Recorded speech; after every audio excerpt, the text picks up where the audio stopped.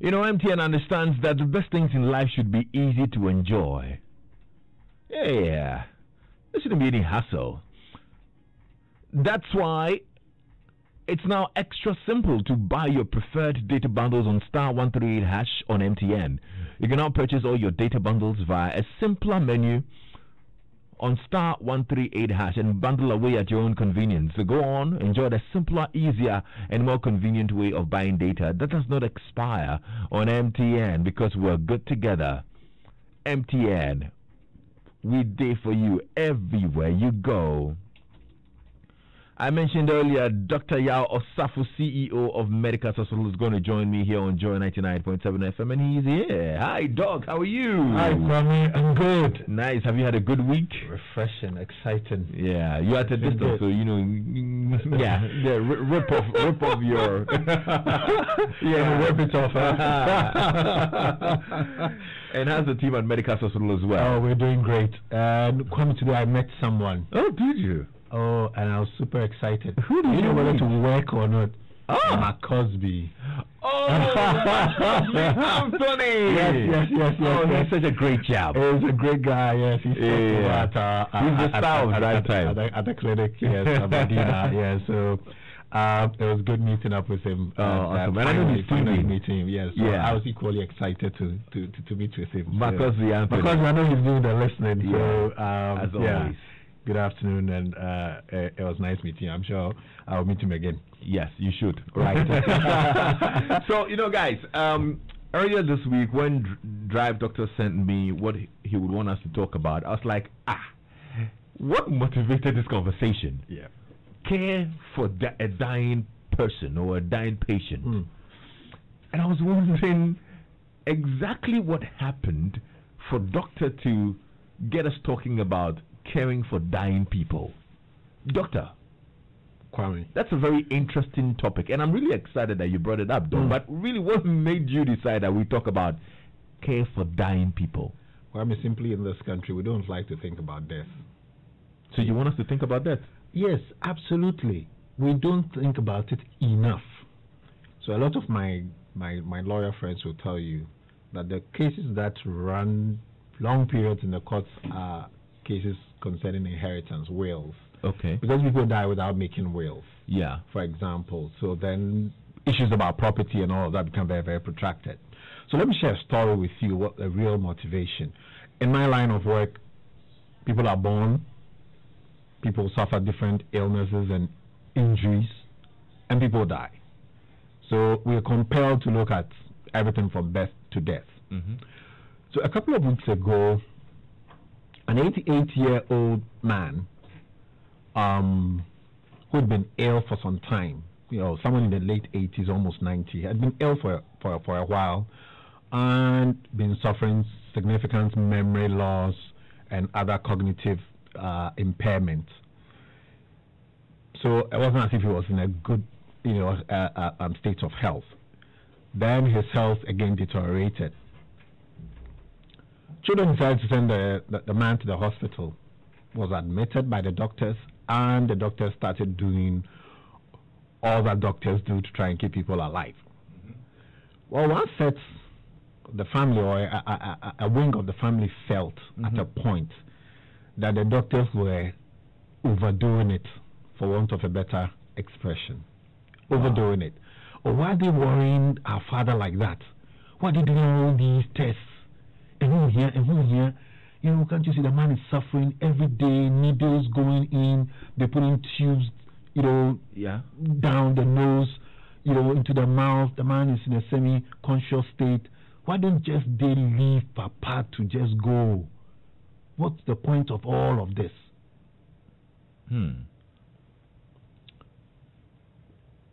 Then the man died, within 24 hours.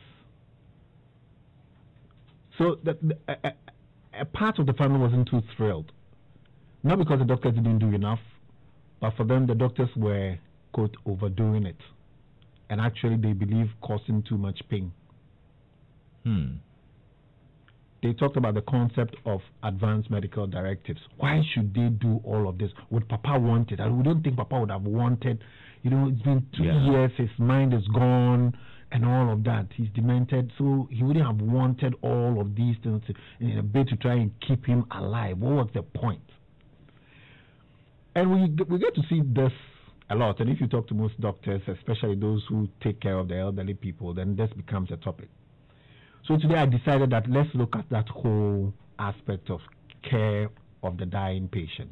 I'm sure if you have lost somebody before, probably in the hospital or even at home, you have had feelings that can be considered in this conversation. Absolutely. If you have any questions or you have any contribution or any experiences you want to share, you can send us a WhatsApp on 0244-340-437. Or if you're on Twitter, our hashtag is DriveOnJoy. Right. Doctor. So helping a patient and a family find comfort in the experience of dying is often more important than adhering to medical routines, as I'll describe them, and correcting natural abnormalities. It is important, of course, to prevent suffering or pain, as well as address social, family, and spiritual concerns. People differ in what they consider important, and that's one of the things that I have come to realize in my practice, that people differ in what they consider important, especially when faced with death. Some people search for closure. They reach out to friends and family to share time and express their love. They mend bridges. They complete projects and also tie up what they call loose ends in their lives. That is what closure is for people. Others are, however, unable to accept their imminent mortality and totally avoid such closure. They don't want to talk about it. It's death. It's not something they even want to contemplate. But it's one of those certainties about life. We all know it will happen, but nobody ever wants to think about it. So some people are unable to accept it. For some, life is to be prolonged, even at the cost of pain. So there's a very famous sportsman who, after a very illustrious career, had an accident and has been out of the public light for a while. Most people will know the person I'm talking about, but I'm not permitted to share this. But it's been almost 7 years now, and his life is still being prolonged. Knowledge of local law, people's religious beliefs, and cultural practices all influence what we are able to do. So today I want to ask the question, what do people consider important when facing death?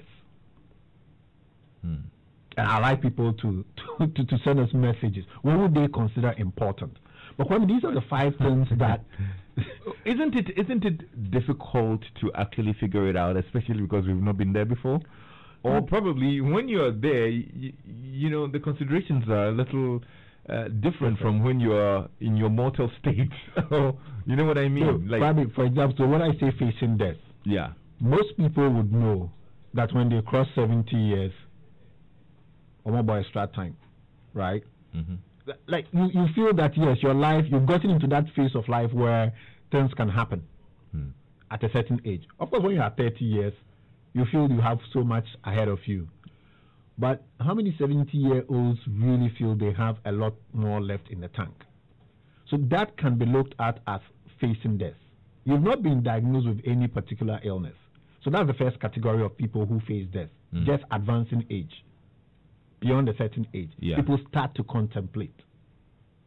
Then there are those who have been diagnosed. Unfortunately, even at 35, 40, some people are diagnosed with what we call terminal conditions. The C word is thrown at you, cancer. All right? Some people, have a terrible, sudden injury.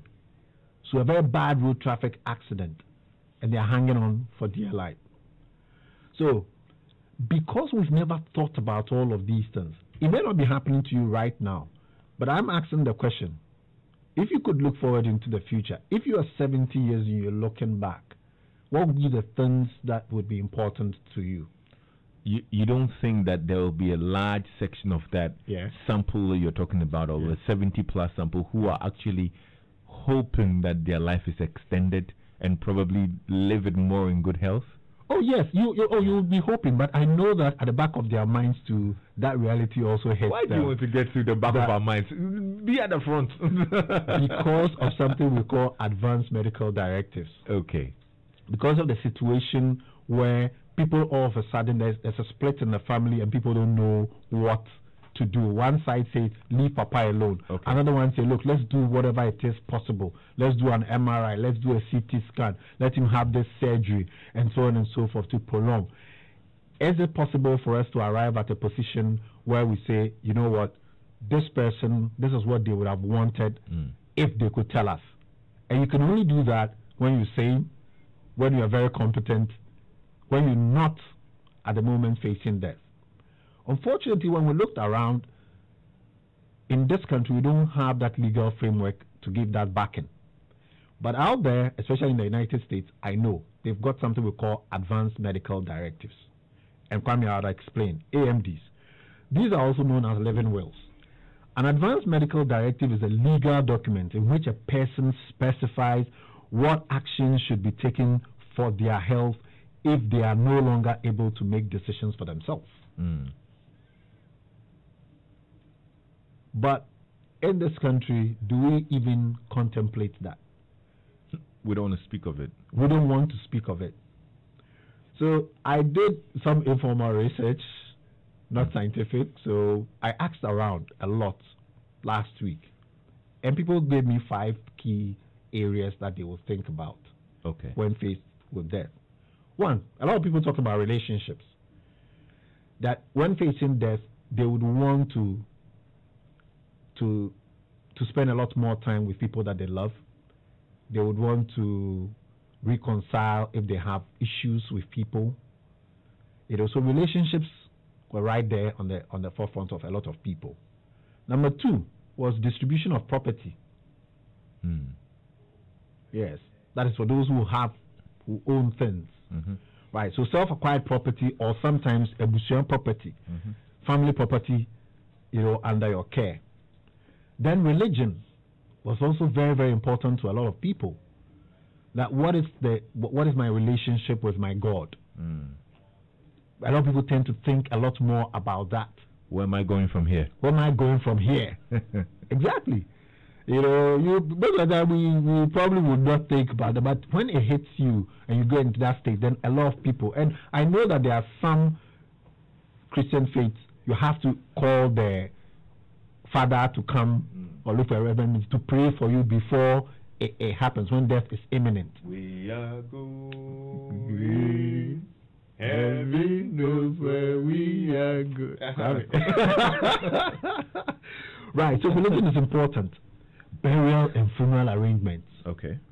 So I know somebody who passed recently, and Kwame, he had planned everything into detail. All the hymns that will be sung during the funeral, he had picked them. Wow. He picked them. The venue, everything into clear detail. So for some people, yes, I know people who have instructed me to ensure that they are cremated. Okay. And not buried. So the burial and funeral arrangements are also very, very important to some individuals. Some don't want large funerals, they want smaller ones. And in this country, sometimes when you do something wrong within the family, then the opinion or your father can say, yeah, they bar you from coming to their funeral. It's all part of the Advanced Medical Directives. Certain individuals do not set foot my funeral. Why is that important to some people? Why do you want to bar somebody from attending your funeral? So all these things are important for people if only they are ever made to think about the possibility of death. Okay. If you have any contribution or any question, you can call in. You can actually call us on 0302-216-541 right now. Right. Or you can send us a WhatsApp message on 0244-340-437. Kwame in Cape Town, South Africa says, hey, Lexis, Charlie, this topic, DM, well, death is inevitable. Yeah. Right, yeah. Marcus says, speaking of death, makes many very uncomfortable, but you cannot live pretending that your life is not is not finite. I remember two friends and how they got closure from the death of their mothers. As I continue to say, funeral is the only moment in one's life that no one takes pictures with the dead. Yeah. Make peace with death now, and you can embrace it with glory and grace. I want to face death with calm and gratitude. This is from Association of Bald Men, of which someone is the current president. Because with the general secretary. Doc. Yeah.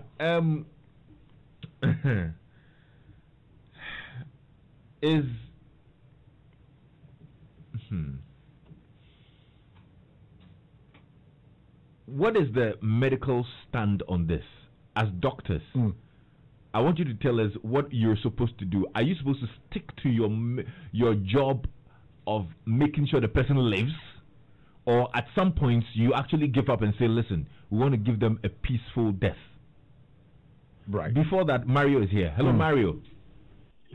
Hi, Lexis. What happened? Ade, my brother. How are you?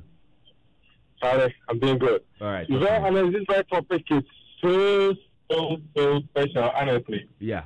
Alex, I really don't know what to say. Just a kudos, and then just wanted to let them know that it's good to be the publicity actually getting the light on these things because it's a news to me. You understand? So I just give them the thumbs up. All right. Thank you so much. Thank you so much. Doc, to my question. Right. So, Kwame, then we medical profession depends on the practice environment. So I'm going to speak with respect to what happens in Ghana, but then I'll use examples of what happens in other jurisdictions as well. So in Ghana, we don't have specific legislation targeted at advanced medical directives, where doctors are bound to sort of like follow certain directives left by patients. So we don't have specific targeted legislation, but we've got scattered legislation, different parts of the laws that make up Ghana. So we start with the Constitution, which says there is a right to life, which has to be preserved.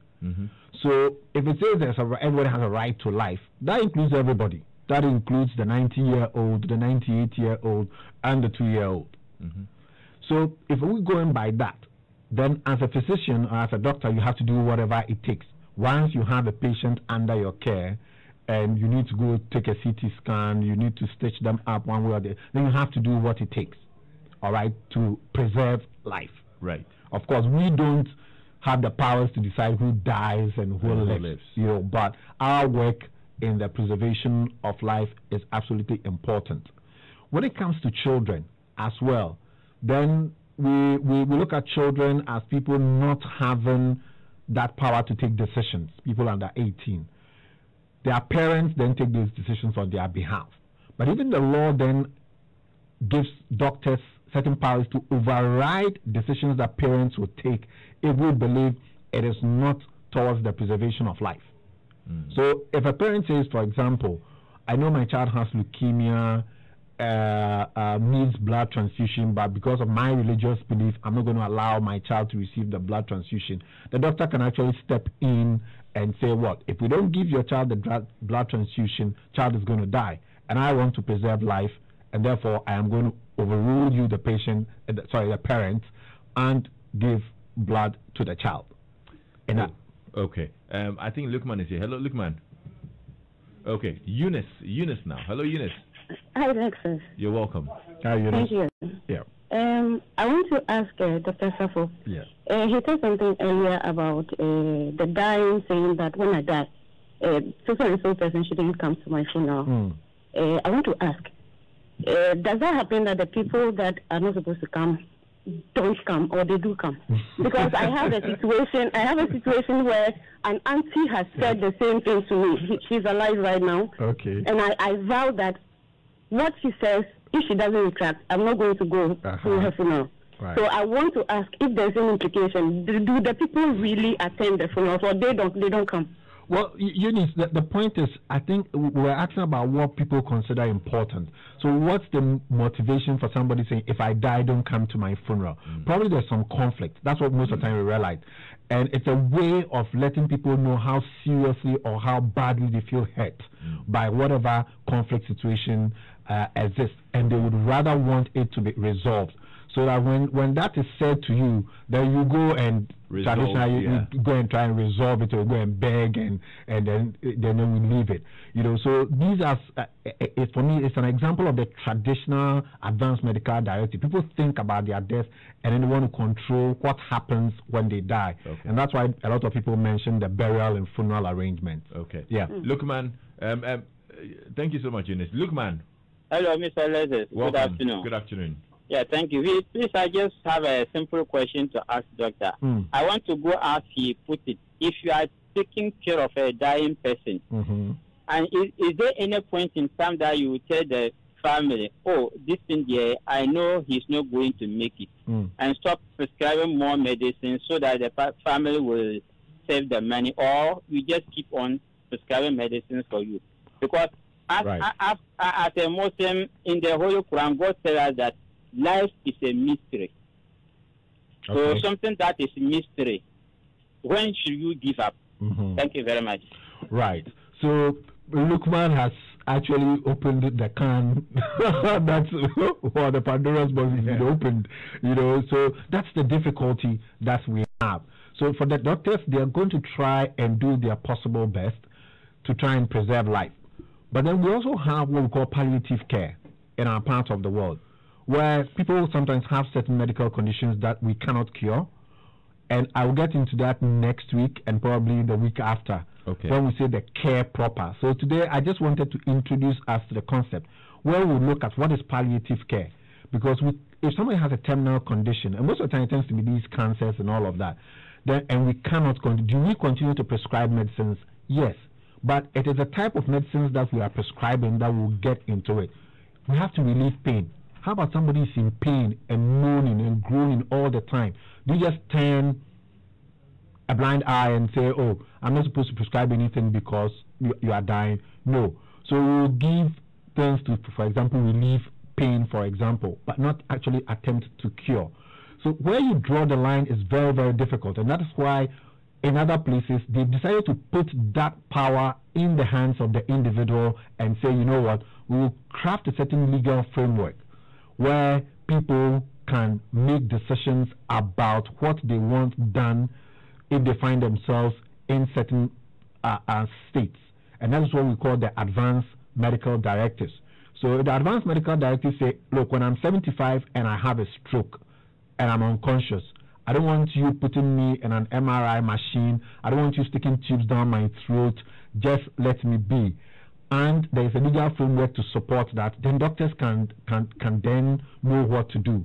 But at the moment, having done a bit of research and spoken to lawyers in this country, it doesn't appear that we have that can be recognized. Besides, I mean, if my spouse, or for example, decides, I've written that I don't want to be revived when I have a stroke, and your spouse says, no, you are living. Me, I'm not going to let you go like that. In that state, if your wife decides not, can your spouse override your directives? Because at that time, because you are incapable or incompetent, you are unconscious, your doable power of attorney for health issues rests with your wife. And what if your wife says, no, I don't care that you want to die. I want you alive and with me. So money is not a barrier. Doctors do everything to save. What if you've had an accident and it's so terrible that you would wake up, your limbs have been amputated just to keep you alive? Would you want to live without both legs and an arm? Would you be happy that the doctors went to that extent for you to keep you alive?